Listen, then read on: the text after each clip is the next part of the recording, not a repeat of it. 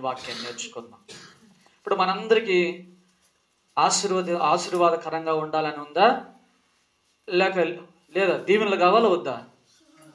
దేవుడి దీవెనలు కావాలా వద్దా? దేవుడి దీవెనలు కావాలా వద్దా? కావాలి. ఇప్పుడు ఏ మతమైనా, ఏ కులస్తులైనా, ఏ దేవుడి మొక్కే వాళ్ళైనా, క్రైస్తవులైనా, హిందువులైనా, ఏ మతానికి సంబంధించిన వాళ్ళైనా, వాళ్ళందరికీ ఉన్నటువంటి ప్రతి ఒక్కరికి ఉండే ఆలోచన ఏంటంటే, మా దేవుడు మమ్మల్ని ఆశీర్వదించాలి. ఏమని ఉంది చెప్పాలి? ఏమని ఉంది? ఇప్పుడు మనం ఎందుకు వచ్చినాం చర్చ, దేవుని మందిరం ఎందుకు వచ్చినాము? నేను, నా భర్త, నా పిల్లలు, నేను చేసే పని, నేను వేసిన పంట, నేను కట్టుకునే ఇల్లు అన్నీ కూడా ఎట్టుండాలా చెప్పాలా? దీవెనకరంగా ఉండాలి. మేము దీవించబడాలి. ఆ దేవుని దగ్గరకు పోతే మమ్మల్ని దేవుడు దీవిస్తాడు అనే ఆలోచన మనకే కాదు, మన చుట్టూ ఉన్న వాళ్ళందరికీ ఉంది. వాళ్ళందరికీ కూడా ఇదే భక్తి ఉంది. కానీ మనం దేవుని మందిరానికి వచ్చినటువంటి మనలో కూడా ఇదే ఆలోచన ఉంది. ఇప్పుడు ఆ దేవుని యొక్క దీవెనలు మనకు కావాలంటే మనం ఏం చెయ్యాలి? ఏం చేద్దాము చెప్పండి? ప్రభు అన్నాడు, చిన్న మాట నేను చదువుతాం. ద్వితీయోపదేశకాండం, తమ్ముడు చదువుతారు, మీరు వినండి. ద్వితీయోపదేశకాండం 11వ అధ్యాయము 26వ వచనం.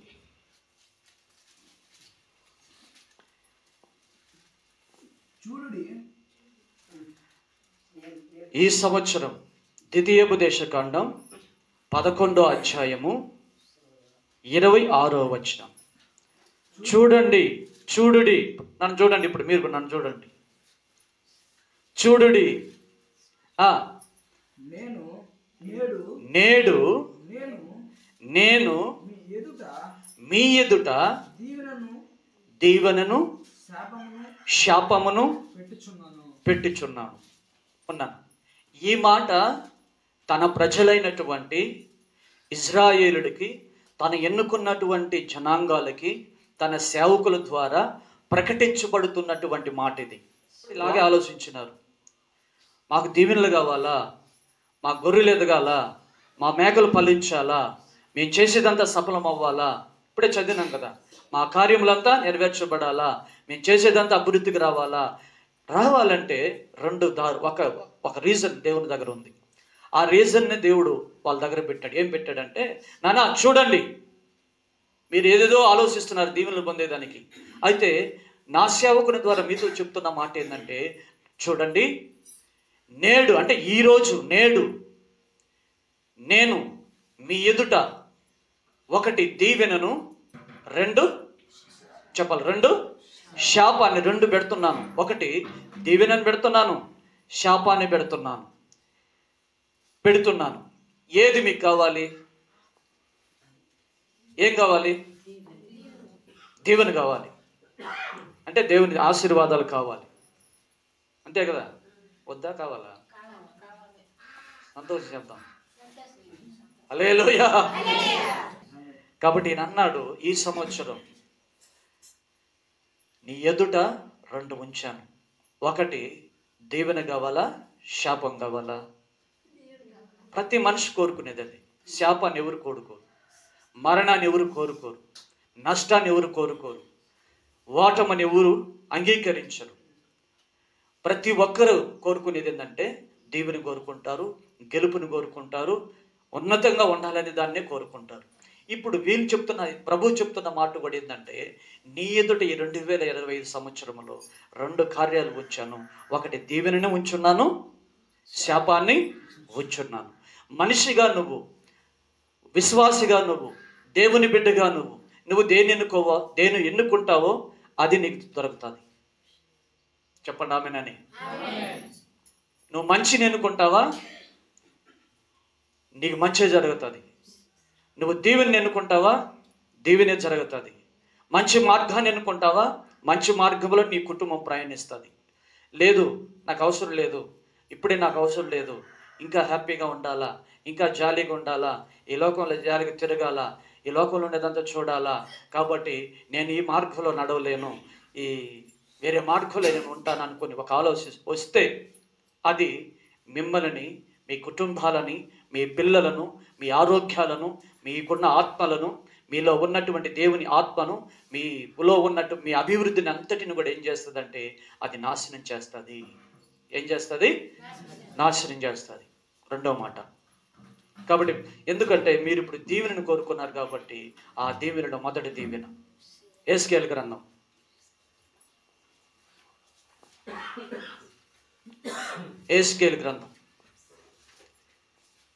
34వ అధ్యాయం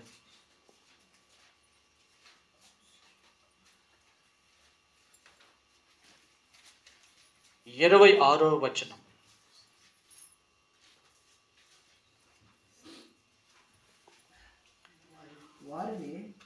ఇప్పుడే ఫస్ట్ ఏమన్నాడు ఆయన?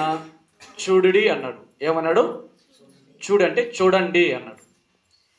చెప్పి చూడండి అని చెప్పి దీవెనను శాపాన్ని మీ ఎదుట పెడుతున్నాను అంటే మనం అన్నాం, వారు కూడా అన్నారు. కొందరు వేరే మార్గాన్ని ఎన్నుకుంటే కొందరు మంచి మార్గాన్ని ఎన్నుకున్నారు. కొందరు దీవెనని ఎన్నుకుంటే కొందరు శాపాన్ని ఎన్నుకున్నారు. తెలియకుండానే, తెలిసి ఎవరు ఎన్నుకోరు. అర్థమైందా? ఇక్కడ కూడా ఇప్పుడు ఏమన్నాడంటే, మీరు దీవించబడాలి, మేము దీవెన కావాలని మీరు అన్నారు కాబట్టి, హల్లెలూయా హల్లెలూయా, మేము చేసేదంతా ఫలించాలని మీరు అన్నారు కాబట్టి ఒక ఆశీర్వాదాన్ని మీ ఎదుట పెడుతున్నానని రెండో మాటను మనం చదువుకున్నాం. అది యేస్కేలు గ్రంథం 34వ అధ్యాయము 26వ వచనం. ఇప్పుడు వారిని, ఎవరిని? చూసిన వారిని, మంచిని ఎన్నుకున్న వారిని, దీవెనని ఎన్నుకున్న వారిని, మంచి మార్గాన్ని ఎన్నుకున్న వారిని, మంచి కావాలని కోరుకున్న వారిని, సఫలము మేము అవ్వాలి, మా పనులంతా మేము చేసేదంతా దీవించబడాలి, మా కుటుంబాలు దీవించబడాలి, మేము క్షేమంగా ఉండాలి, మా పిల్లలు క్షేమంగా ఉండాలి, మా జీవన విధానం క్షేమంగా ఈ సంవత్సరం ప్రయాణం అవ్వాలి అనుకున్న వారందరికీ వారిని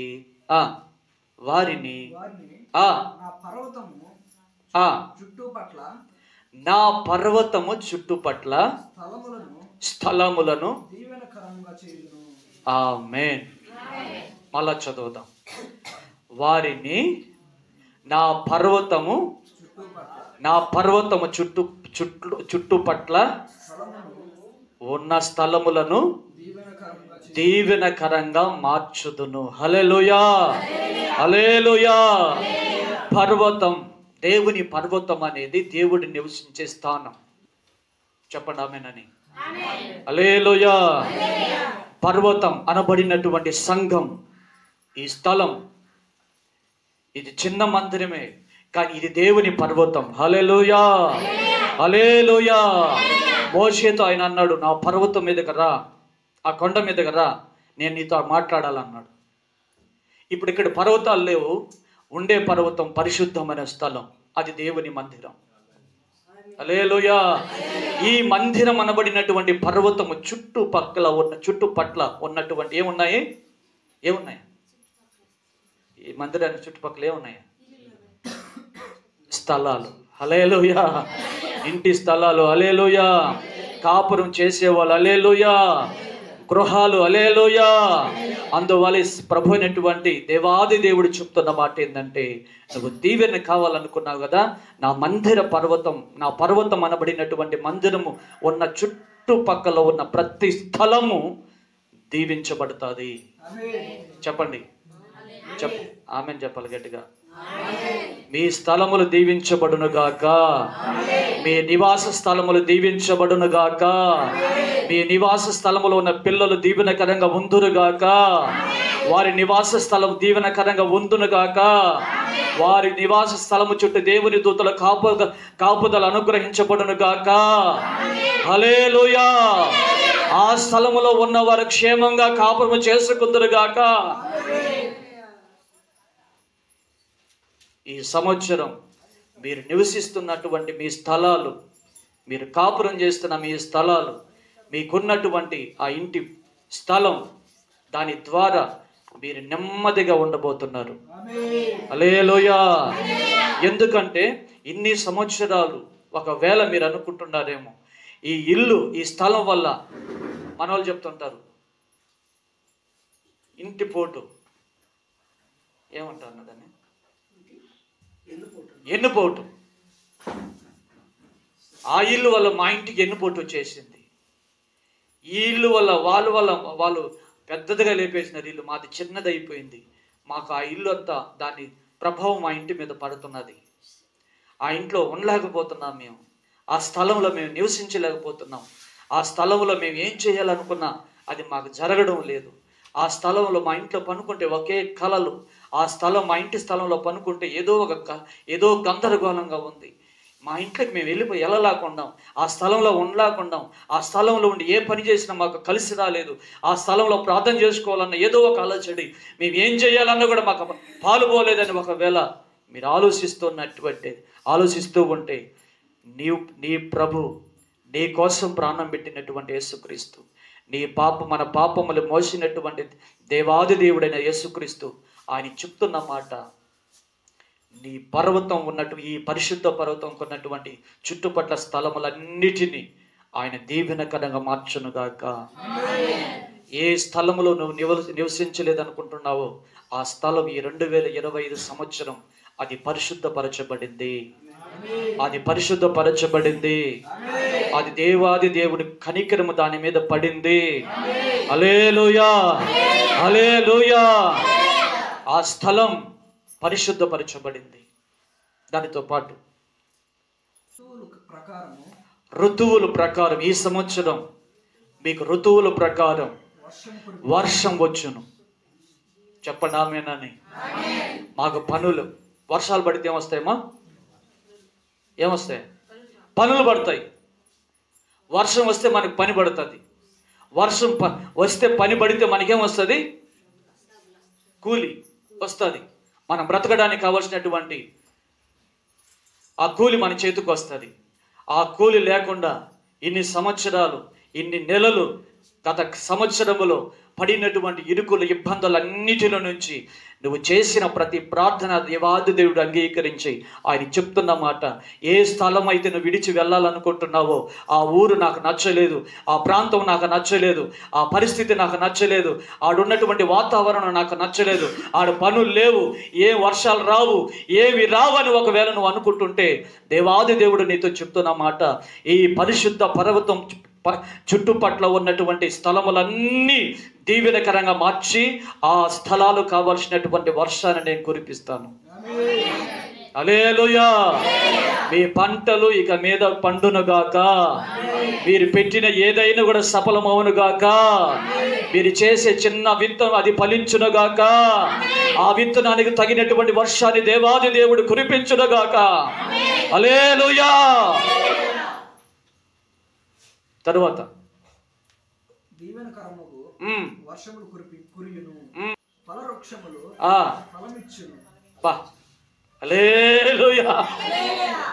మీరు పెట్టినటువంటి అది ఏ చెట్టు అయినా కూడా ఉన్నాయి,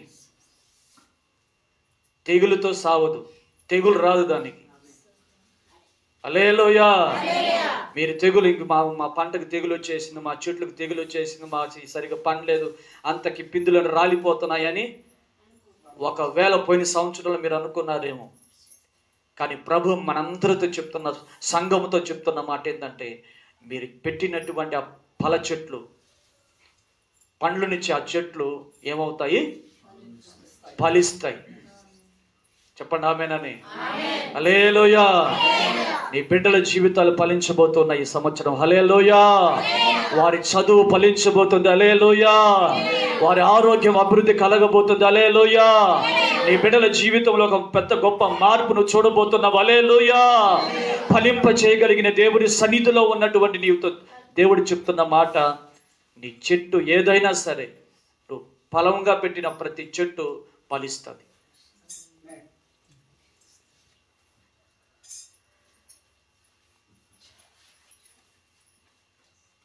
చివరిగా ఒక మాట చెప్పి నేను ముగిస్తాను.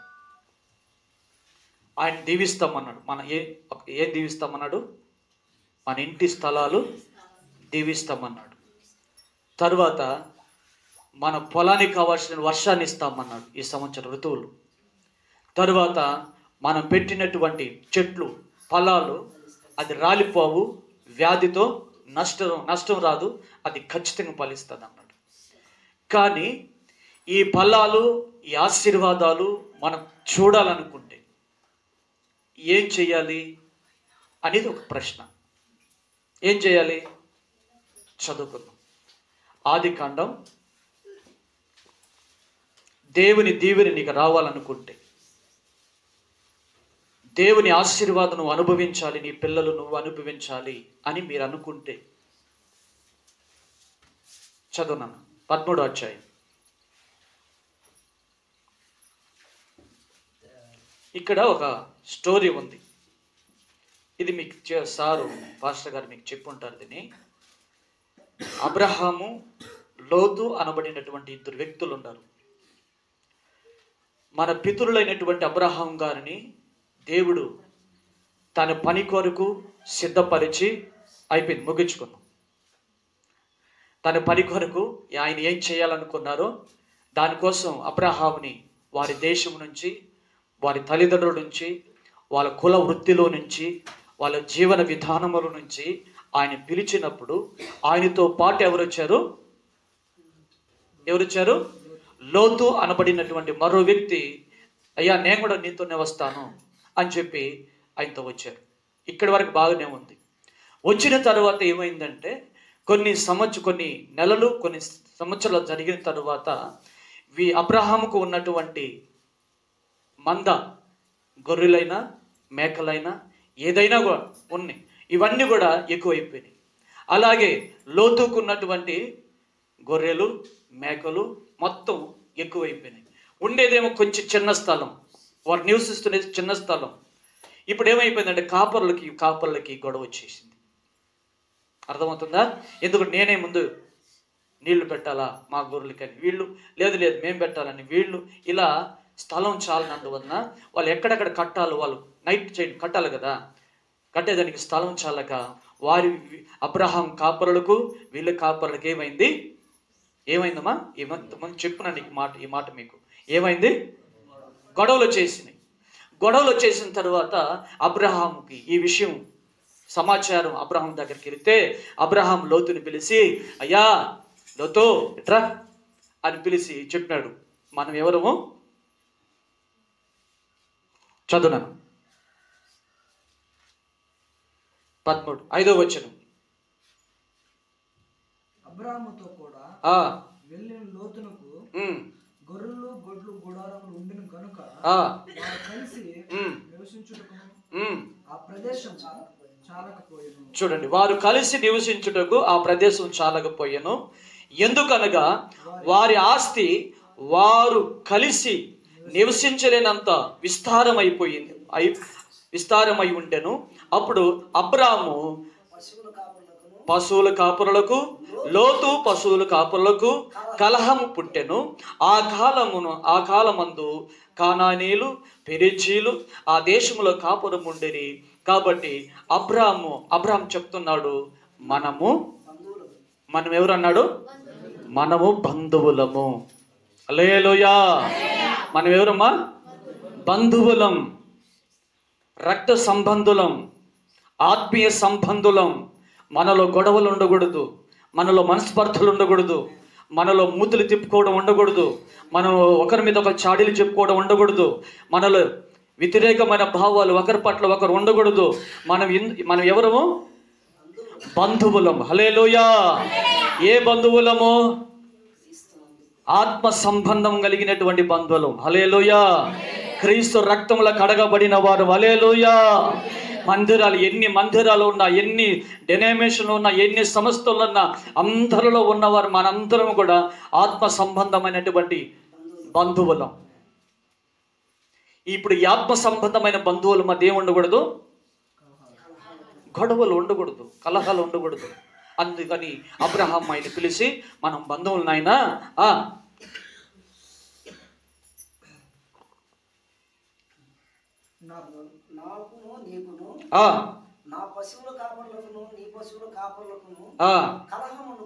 కలహం ఉండకూడదు.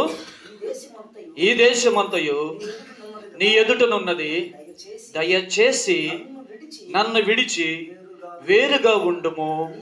నీవు ఎడమ తట్టుకు వెళ్ళినా నేను కుడి తట్టుకు వెళ్తాను.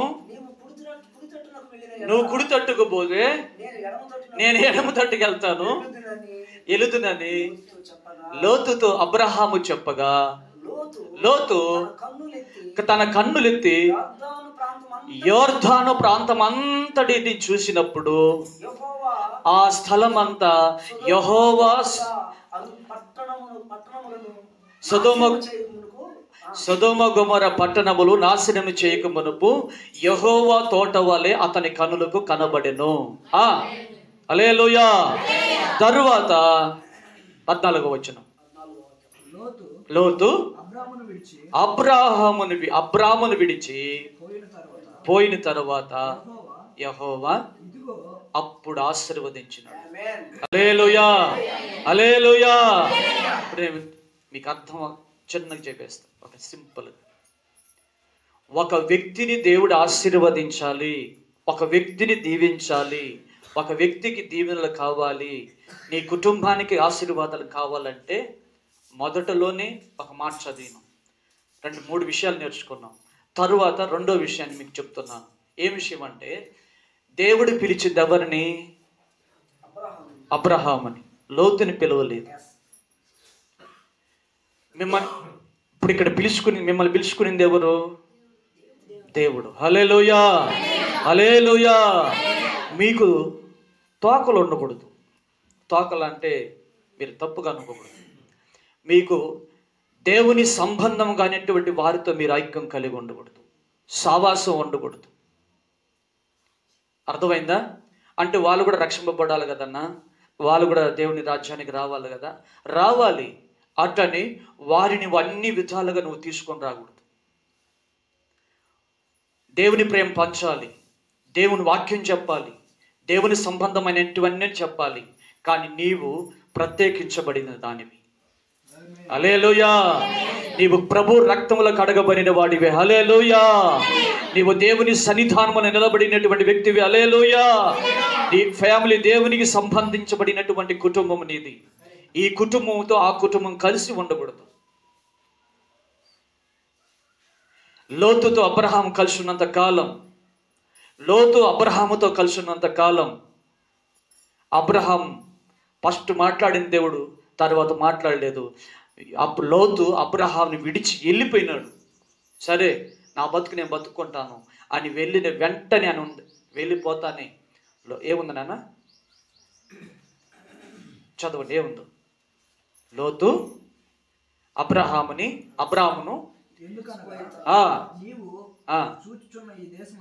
14వ వచనం.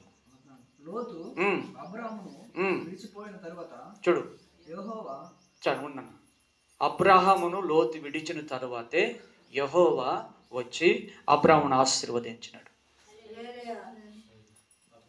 మీకు అర్థమైందా?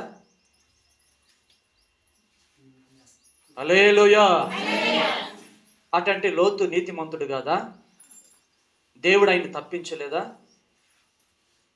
తప్పిస్తాడు, కానీ దేవుడి ప్రణాళికలో ఉన్న వ్యక్తి కాదు. ఇప్పుడు మనమే కాదు ఆశీర్వదించబడేది, బయట వాళ్ళు ఆశీర్వదించబడలేదా? వాళ్ళ ఆటోలు కొనుక్కోలేదా? వాళ్ళ కార్లు కొనుక్కోలేదా? వాళ్ళ మిద్దులు కట్టలేదా? వాళ్ళ బ్యాంకులో డబ్బులు ఎక్కచకం లేవా? వాళ్ళ పొలం పండలేదా? అప్పుడు మనమే కదా ఆశీర్వదించబడాలి. దేవుడు మనం కదా పిలిచి ఉండేది. ఇలా ఆలోచించకూడదు. ఒక వ్యక్తి ఆశీర్వదించబడాలన్నా, వాడి ఓడిపోవాలన్నా అది దేవుని ప్రణాళిక. హల్లెలూయా. ఇప్పుడు మీకు చెప్తున్న విషయం ఏంటంటే, పిలువబడినటువంటి మీరు దేవుని దీవెనను మీరు పొందాలనుకుంటే, మీకున్నటువంటి దేవుని సంబంధము లేనటువంటి, దేవుని ప్రణాళికలో లేని వ్యక్తులతో మీరు సావాసం చేయకూడదు. అలాగే మీలో దేవునికి సంబంధము లేనటువంటి విషయాలు ఏ ఉన్నాయో వాటిని మీరు తొలగించాలి. చెప్పండి ఆమేనని. హల్లెలూయా. మీలో ఏమున్నాయి అనేది మీకు తెలుసు. దేవుడికి మధ్యలో నా మనసులో ఏముంది, నా మాట తీరు ఎలా ఉంది, నా ఆలోచన ఎలా ఉంది, నా పలకరింపు ఎలా ఉంది, నేను పెట్టే విధానం ఎలా ఉంది, నేను మాట్లాడే మాట విధానం ఎలా ఉంది, నేను 10 మందిలో కలిసే విధానం ఎలా ఉంది? నాలో దేవుడు చేసిన ప్రతి దాన్ని నేను తీసుకునేస్తే, దేవుడికి నచ్చని నాలో ఉన్న ఆ కార్యాలను నేను తీసేస్తే, నాలో నుండి వాటిని విడిపించేస్తే, నాలో నుంచి వాటిని తొలగిస్తే దేవుడు నన్ను దీవిస్తాడు. నన్నే కాదు, నిన్ను కూడా దీవిస్తాడు. హల్లెలూయా, హల్లెలూయా. అవేమి మనం తొలగించుకోకుండా, మన జీవితంలో ఉన్నటువంటి చెడు క్రియలను తొలగించుకోకుండా, మన జీవితంలో ఉన్న చెడు మాటలను తొలగించుకోకుండా, మన జీవితంలో ఉన్న చెడు తలంపులను, ఆలోచనలను, ప్రవర్తనను మనం మార్చుకోకుండా, దేవుడు మమ్మల్ని దీవించాలి, దేవుడు మా కార్యములు సఫలము చేయాలి, దేవుడు మా పిల్లలను ఆశీర్వదించాలి, దేవుడు మాలో ఉన్న ప్రతిదీ కూడా మాకు ఫలింప చేయాలంటే అది అసాధ్యమైన పని. ఈ మందిరము కాదు, ఎన్ని మందిరాలకు నువ్వు వెళ్ళినా, ఎన్ని ఉపవాసాలు ఉన్నా, ఎంత దూరము నువ్వు వెళ్ళినా, నీ క్రియ మారకపోతే, నీ మాట తీరు మారకపోతే, నీ ప్రవర్తన మారకపోతే దేవుడు నిన్ను ఆశీర్వదించడు. కాబట్టి ఆలోచిద్దాం. గత సంవత్సరములో ఉన్న తీరు ఈ సంవత్సరంలో అలాగే ఉందా? గత సంవత్సరంలో ఉన్నటువంటి ఆలోచన మరి అట్టే ఉందా? దయచేసి ప్రభు పేరిట మిమ్మల్ని నేను బతిమాలుకుంటున్నాను, మీరందరూ దీవించబడాలనే దేవునికి ఆశ. హల్లెలూయా. మనమందరం ఆరోగ్యంగా ఉండాలనే దేవునికి ఆశ. హల్లెలూయా. మన పిల్లలు ఆరోగ్యవంతులుగా ఉండాలనేది దేవుని యొక్క కోరిక. హల్లెలూయా. మన చుట్టూ సమాధానముగా ఉండాలనేది దేవుని యొక్క ప్రణాళిక. హల్లెలూయా. మన స్థలంలో సరిహద్దు అంతా దేవుని సమాధానంతో నింపాలనేది దేవునికి ఆశ. ఆయన దీవెన పొందుకోవడానికి నీ జీవన విధానం మారిందా? ఆయన ఆశీర్వాదాలు పొందుకోవడానికి ఇన్ని సంవత్సరాలుగా దేవుని మందిరంలో ఉన్నటువంటి మన మాట తీరు, మన తలంపు, మన అన్నీ కూడా మనం మార్చుకుంటే ఈ 2025 సంవత్సరము దేవుడు చెప్పినటువంటి మాట ప్రకారం ఏమవుతుంది? నీ ఇల్లు, నీ స్థలం దీవెనకరంగా మారుతుంది. హల్లెలూయా. మీకు వర్షాలు కురిపించబడతాయి. హల్లెలూయా. మీరు నాటిన ప్రతి చెట్లు ఫలిస్తాయి. హల్లెలూయా, హల్లెలూయా. చివరిగా బాధపడదు, మూసే. ఎబ్రీయులకు రాసిన పత్రిక 6వ అధ్యాయము 14వ వచనం. క్రొత్త నిబంధన అని ప్రమాణము చేసి నిశ్చయముగా నేను నిన్ను ఆశీర్వదించెదను. చెప్పండి గట్టిగా, చెప్పాలి. ఈ సంవత్సరపు వాగ్దానం ఈ కలువరి స్నేహ పరిచర్యకి చెంది ఆయన నిశ్చయముగా నిన్ను ఆశీర్వదించెదను. హల్లెలూయా. నిశ్చయముగా నిన్ను విస్తరింపచేస్తాను. నువ్వు ఆశీర్వదించబడతావు, విస్తరించబడతావు. నువ్వు ఆశీర్వదించబడాలన్నా, నీ సంతతి విస్తరించబడాలన్నా, నీ పంట విస్తరించబడాలన్నా, నీ పని అభివృద్ధిలోకి రావాలన్నా, నీ ప్రయాణం సఫలము చేయబడాలన్నా, నీ సంఘం అభివృద్ధి విస్తరించబడాలన్నా, నువ్వు చేసే ప్రతి పనిలో కార్యములు సఫలము జరగాలన్నా ఇప్పుడు చెప్పిన మాటలు మీరు జ్ఞాపకం చేసుకోవాలి. దేవుడు ఏ వ్యక్తితో మీరు చేరితే మీకు ప్రార్థనలు తక్కువ అవుతున్నాయో ఆ వ్యక్తితో మీరు కలవడం కొంచెం ఆపాలి. హల్లెలూయా. ఏ కుటుంబంతో సావాసు మీరు ఉంటే మీకు అన్ని రకాలుగా మీకు నష్టం కలుగుతుందో మిమ్మల్ని మీరు పరిశోధన చేసుకోండి. ఏ మనుషులతో మనం కలుస్తూ ఉంటే మన కుటుంబాల గొడవలు వస్తున్నాయో దయచేసి మీరు ఆలోచించండి. అట్టనే ఆ ఊరు వదిలిపోమ్మని చెప్పలేదు. అటువంటి వారికి కొంచెం దూరంగా ఉండమని దేవుని వాక్యం హెచ్చరిస్తుంది. అటువంటి వారికి నువ్వు దూరంగా ఉంటే దేవాది దేవుని హస్తం నీ కుటుంబం మీద ఉంటుంది. హల్లెలూయా. అదే ఆయన కోరుకుంటుండేది. ఎందుకంటే వాళ్ళు ఎంత చెప్పినా మారరు, ఎంత చేసినా మారరు, ఎంత ఇచ్చినా మారే రకాలు కాదు. అలాంటి వారిని పెట్టుకుని ఏం చేస్తావు నువ్వు? అందువల్ల ప్రభు అన్నాడు, నువ్వే ఏం చేయాలి? మారాలి. హల్లెలూయా. అబ్రహాముతో అదే చెప్పి అబ్రహాంతో చెప్పింది అదే. లోతును పంపించిన తర్వాత అబ్రహాము ఆశీర్వదించినట్టు. కాబట్టి ఈ మాటలు వింటున్నటువంటి మనందరం కూడా నేర్చుకుందాం. ఈ భూమిలో ఏ పరిస్థితులు, ఏ మందిరానికి వెళ్ళినా, ఏ పూజ చేసినా, ఏ పట్టణానికి వెళ్ళినా, ఏ గుడికి వెళ్ళినా వాళ్ళందరిది ఒక ఆశ, మనది కూడా ఒకే ఆశ. మన ఆశ ఏంటంటే మేము బాగుండాలి, మేము దీవెనగా ఉండాలి, మేము ఆశీర్వాదకరంగా ఉండాలి, మేము అభివృద్ధిలోకి రావాలి. అంటే మనలో ఉన్నటువంటి ప్రవర్తన విధానాన్ని మార్చుకోకుండా, దేవునికి ఇష్టమైన జీవితం జీవించకుండా దేవుని ఆశీర్వాదాలు మన నెత్తికి రావు, మన పిల్లలకి రావు, మన కుటుంబాలకు రావు, మన పొలాలకి రావు, మన జీవితంలోనికి రావు. కాబట్టి దేవుని వాక్యం సెలవిస్తుంది, మనం మారితే మనం మారడం అంటే ఏంటంటే మనకు 10 సంవత్సరాలు నేను ఎలా ఉన్నానా, ఇక మీదట నేను అలా ఉండను, అలా మాట్లాడను, అలా జీవించను, పిసినారిగా ఉండను. ఇలాగంటే చెడు తన హృదయంలో పెట్టుకొని దేవుని మందిరానికి పోయి ఉపవాసాలను ఎంత ప్రార్థన చేసినా దానివల్ల మనకు ఉపయోగం లేదు. అందువల్ల ప్రభు చెప్తున్నాడు, దేవుని క్రీస్తు కలిగినటువంటి ఇట్టి మనసు మీరును కలిగి ఉండండి. హల్లెలూయా, హల్లెలూయా. ఖచ్చితంగా మీరందరూ దీవించబడుదురుగాక. ఆమేన్, హల్లెలూయా. ఇట్టి మాటలు దేవుడు దీవించి ఆశీర్వదించి మిమ్మల్ని ఈ సంవత్సరం ప్రారంభం నుంచి సంవత్సరం అంతం వరకు ఆయన బాహుబలములో, ఆయన రెక్కల నీడలో మిమ్మల్ని దాచి కాపాడి మిమ్మల్ని మీ పిల్లలను సమృద్ధిగా దీవించి మీరు కార్యములను సఫలము చేసి మీ చేతి పనిని ఆశీర్వదించి మీ ప్రతి అక్కరలో దేవుని కృప విస్తరించునుగాక. ఆమేన్.